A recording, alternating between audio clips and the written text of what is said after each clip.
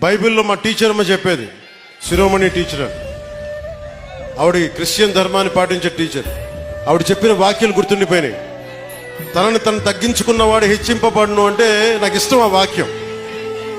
అది పాటించాను అనుకుంటా. 60 సీట్ల పోటీ చేద్దాం అనుకుంటే లేదు, 40 చాలు. 40 కాదు అంటే సరే 35, 35 కూడా కాదు 25, 25 కూడా కాదు 21 అంటే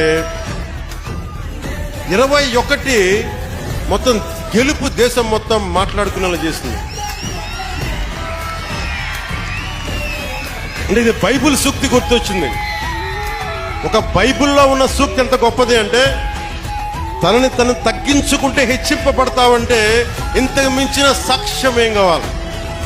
21 స్థానాలకి నువ్వు పోటీ చేస్తే 100% గెలిచి దేశమంతా మాట్లాడుకునేలా